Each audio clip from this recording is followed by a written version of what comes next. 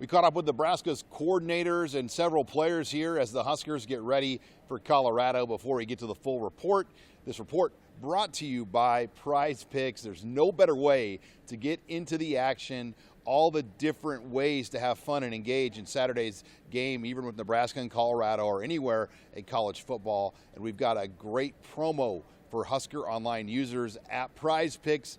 For your first $5 you put it in, you'll get $50 back in return. You have to use the promo code, though, HuskerOnline at Prize Picks. Terms apply. As for on the field, we heard from defensive coordinator Tony White as he prepares for this challenge of facing off against arguably one of the best offenses Nebraska is going to see all season. It's similar. You can see some of the new wrinkles. I think it's really cool to see what they put on tape in terms of you can see who they're trying to attack, where they're trying to get the ball to, trying to really attack coverages. So they're going to be a big challenge, really explosive offense, and obviously when you got a quarterback of his knowledge, his experience, his talents, I mean it's going to challenge the defense. So we got our work cut out for us.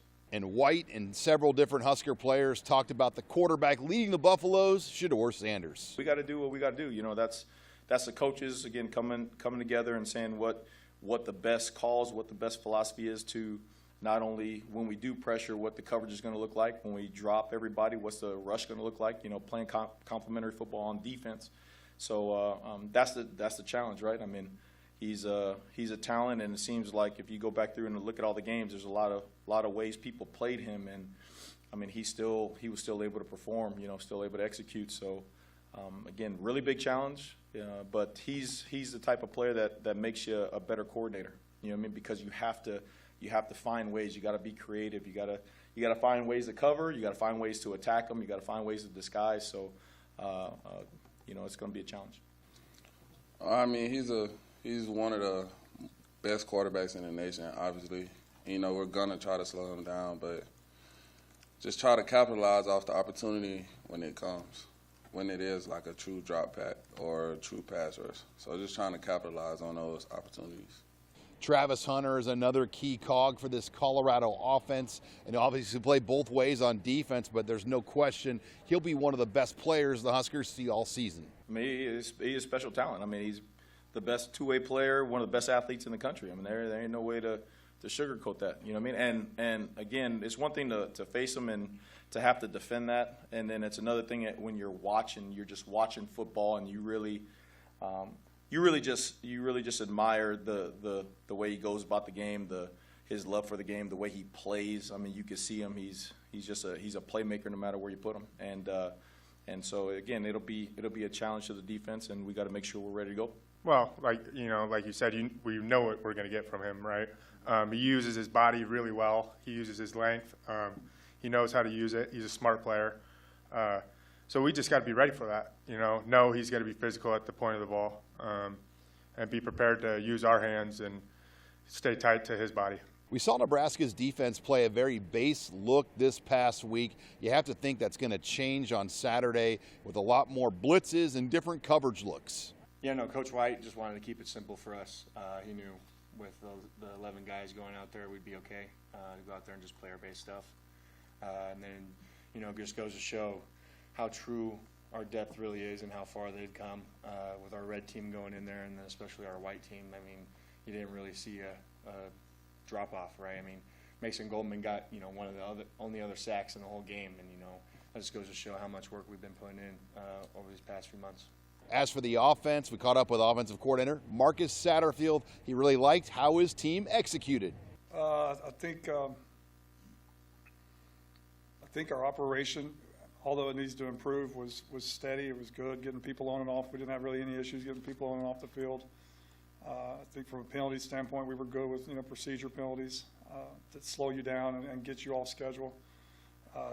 Third down, execution on third down, converting third downs was a big deal for us, and to be able to run for 6 third downs, I think that helps. Staying on schedule, that helps an offense stay on the field and get rhythm and get that feeling that we had on Saturday. And speaking of execution, it's a lot easier when you have a quarterback like Dylan Raiola. The number one thing was just the operation, the rhythm of the offense, and taking care of the football. And he did all three of those. I thought he, again, talking about a culture of excellence. I mean, he was prepared. He knew exactly where the ball needed to go. He was accurate with the ball, took care of the ball. I was just really excited to see it because I knew, coming up that tunnel walk, that was a lot of years and a lot of memories and a lot of days of anticipation and excitement. And I was hoping that he was going to be able to come out and just play, and just play like he does. And you get nervous sometimes that a young guy tries to do too much and it's just too emotional. And he was like a freaking surgeon. Like, it was amazing to see him, just his maturity, way beyond his years from that standpoint. I think just preparation and trust in our team. Coach Raiola does a great job of ramping up practice and making things uncomfortable in practice. So when you get to the game, it's you're just trying to have fun. And our guys did a great job preparing last week. And the biggest challenge is to do it again and be consistent in doing that. So we just got prepared like a normal game.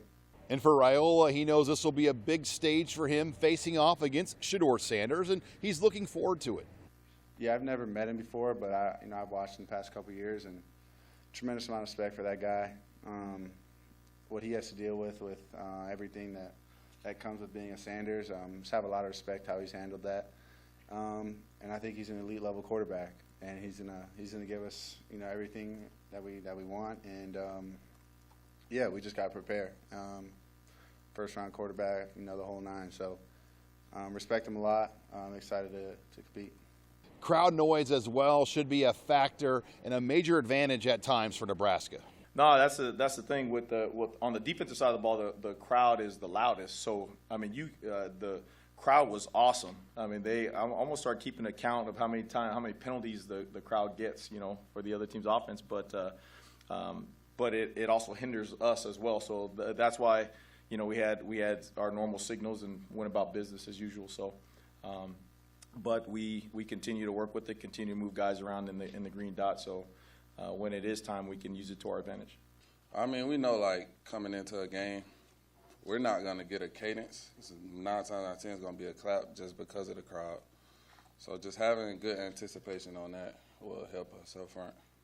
And then finally, there's a lot of juice in history with this Colorado versus Nebraska rivalry. Saturday might be the last time these two teams ever play a football game in the regular season. Nebraska and Colorado have played 4 times since 2018.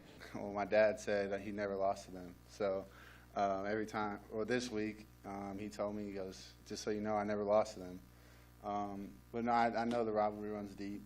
But, you got to stay focused, the task at hand, and can't get caught up in everything else. So we just got to worry about playing football and doing our brand of football. Yeah, it's intense. I mean, going out there, it's really cutthroat. Both teams going at it. You can really feel the emotion and the energy from both sides of the ball. And, just the history that I've been told about from, the older guys and even the guys that played here in the 90s. So I know that it runs deep on both sides. Yeah, no, there's a lot of history, and I've witnessed a lot of those games, and it means a lot. Yeah, it means a lot to me. This might be the last time. Yeah, definitely. How important, just when you think about it, how big is this game for you, knowing that you made Nebraska football and never have another crack at Colorado? Yeah, no doubt. I mean, every game is, it's big, but this one's just got a lot of meaning to it. The Huskers will get back to work here on Wednesday. Reporting here with the Nebraska football team in Lincoln, I'm Sean Callahan of HuskerOnline.com.